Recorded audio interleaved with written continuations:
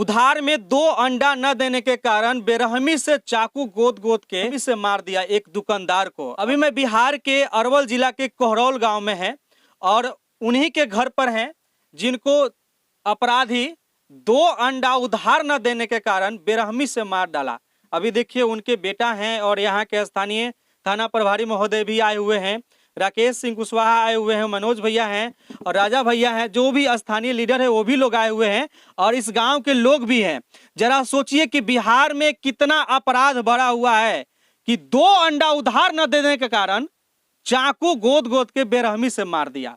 जरा सोचिए कि कितना चरम सीमा पर है। कहीं लूट हो जा रहा है, कहीं आम लोगों को चलते हुए चैन खींच लिया जा रहा है, कहीं बैंक ही लूट लिया जा रहा है। क्या हो रहा है बिहार में? लगातार मैं आपको इस तरह का घटना दिखला रहा हूं कि अपराधी कोई भी हो उसके लिए ऐसा कानून बनना चाहिए, उसके लिए ऐसा कड़ी सजा होना चाहिए कि उसका रूह कांप जाए कोई भी अपराध करने से। लेकिन फिलहाल हम बात करेंगे इस घटना के ऊपर। देखिए हमारे साथ उनके बेटा हैं जिनको अपराधियों ने बेरहमी से मार डाला। सारे घटना के बारे में जानेंगे और अपराधी इसी गांव के भी रहने वाला था।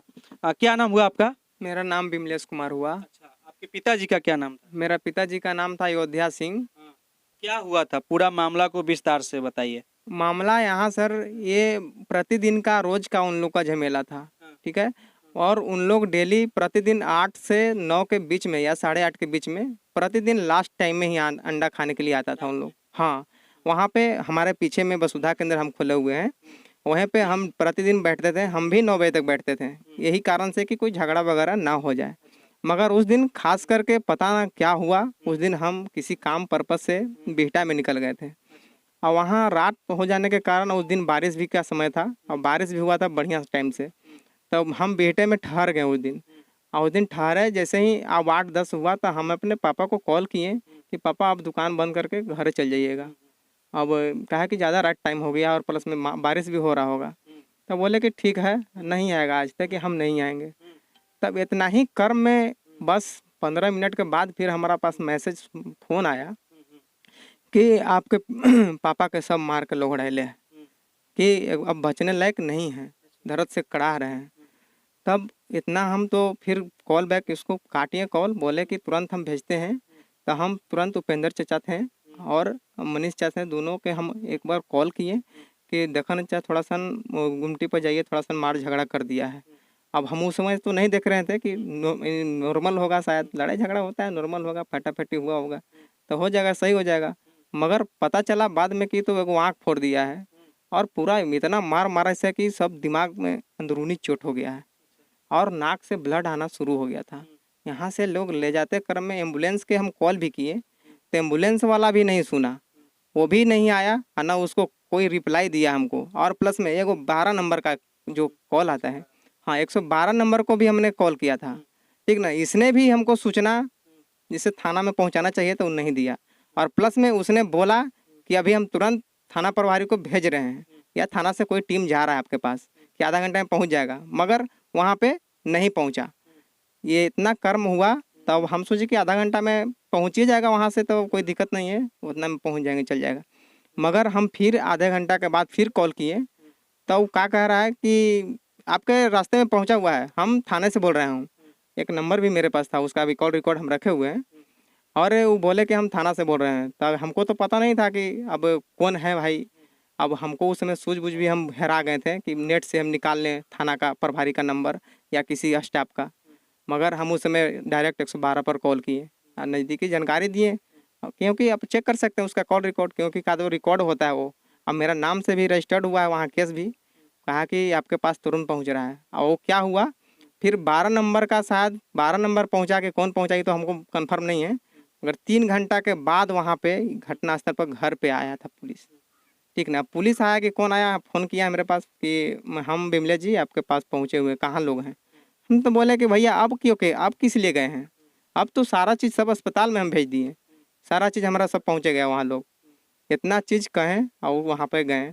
मेरा बहन भी सब लोग को सपोर्ट के साथ में अपना ग्रामीण से उनको बोले अब सब लोग सपोर्ट से अस्पताल पहुँचाएँ।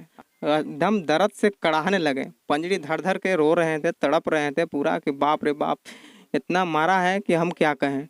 मगर ये सब सुनने के बाद भी वहाँ पे कुछ सुनवाई नहीं। वहाँ के अस्पताल में भी प्रॉब्लम है कि वहाँ लेडीज को क्या बोल रहा है, बलजोरी मरीज के उठा रहा है, कह रहा है कि उठ के जल्दी बैठ, तब देबू तोरा, ना तो जीरो कर देबू कि फिरो कर देबू, ऐसे बोल रहा था डांट डांट के। तो हम बोले कि खैर कहो, उसमें लेडीज थी, मेरी माँ थी वहाँ पे खाली। इस क्रम में उनको हम भी समझे कि छोड़ दीजिए, अब लेडीज है तो क्या बोलेगा, वो लड़ेगा, उससे थोड़ी है। इतना बातचीत हुआ और फिर उसके बाद समझिए कि 12:30 बजे के अंतराल में उनका मौत हो गई। सोचिए, मारने वाला कौन था आपको पता है? हाँ, मारने वाला सारा सर एकदम नामजद है, दर्ज किए हैं। राम जन्म सिंह का लड़का है और पिंटू कुमार, हाँ, जो पिंटू यादव के नाम से उसका मशहूर है, और उसका ही लड़का, पिंटू यादव का लड़का है सन्नी कुमार, एक प्रिंस कुमार है। ये सबसे बड़ा डॉन है। हाँ, ये सबसे बड़ा डॉन है। और प्लस में ये तो ये सबसे बड़ा क्या इसको बोलिएगा, चोर लबार सब है ही। और प्लस में इनमें दीपक कुमार है, जो अभी हमारे सर ने उसके गिरफ्तार भी किए हैं। और इसमें 7-8 लोग इन्वॉल्व थे। और सारा तितिमा वहाँ पे चलिए घटनास्थल पर हम दिखाएंगे। ये सब पूरा कांड जो है 2 अंडा के लिए हुआ। हाँ सर, ये 2 अंडा उसने मांगा कि आमलेट बना दीजिए। तो हम पापा को तो बोले थे कि अब बंद करके आप दुकान जाइए। तो उसमें वो बोले कि हाँ जा रहे हैं बंद करके। तो बंद करके जा रहे थे तो बरेरी बोला कि नहीं, अब बंद क्या कर रहा है, जरूर खोलो इसको। तो ये बोले कि जब पहले का तू पैसा नहीं दिया है, अब फिर से तू मांग रहे हो, और वो पहले का जमा करो तो तुमको देंगे, ना तो नहीं देंगे। तब नहीं दिए तो वो कह रहा है कि ना बनेबे, तू ना बनेबे, इतना कह के कहाँ जाइएगा। तुरंत फिर फटाफटी गुमटी से तीर कर मारना शुरू कर दिया। और कहीं न कहीं देखा जाए तो अपराध इतना चरम सीमा पर है कि उसका रिकॉर्ड टूटते जा रहा है। देखिए, ये तो बहुत निंदनीय घटना है। अब आप देखिए कि मजदूर लोग भी नहीं इस राज्य में सुरक्षित है। मैं जिला प्रशासन और यहाँ के एसपी महोदय से रिक्वेस्ट करेंगे कि ये जो अपराधी है, इसको 1 सप्ताह के अंदर, ये पताल में भी हो तो इसको खोज के निकालें। नहीं निकालेंगे, नहीं कार्रवाई होगी तो 1 सप्ताह में हम अरवल को बंद करेंगे और यहाँ पे कैंडल मार्च करेंगे और जोरदार आंदोलन करेंगे। इस तरीके के रवैया को हम बर्दाश्त नहीं करने वाले हैं। हमारे समाज के लोग ऐसे मरते जाएंगे और हम लोग चूड़ी पहन के बैठेंगे, तो ये चीज़ नहीं होने वाला है। और यहाँ पे बहुत बड़ी आंदोलन का शुरुआत करेंगे 1 सप्ताह में, यदि यहाँ के प्रशासन कार्रवाई नहीं कर। अभी हमारे साथ बड़ा बाबू भी हैं, इनसे हम रिक्वेस्ट किए हैं कि जितना जल्द से जल्द हो अपराधी को पकड़िए और सजा दिलाइए। और जैसे ही अपराधी पकड़ाएगा, हम लोग को पता होगा, हाई कोर्ट में मेरे तरफ से एक वकील रहेगा और इसको स्पीडी ट्रायल दे लगा के इसको फांसी की सजा दिलवाएंगे। ऐसे कुकर्म को बर्दाश्त कभी नहीं किया जाएगा। चलिए, बाकी आपको क्या कुछ कहना है, आप अपना राय विचार दे सकते हैं। लेकिन बिहार में आए दिन अपराध तो बढ़ते ही जा रहा है, इसका कोई सीमा नहीं है। लेकिन अपराध, सोचिए कि 2 अंडा के लिए किसी को बेरहमी से मार देना कहाँ तक सही है।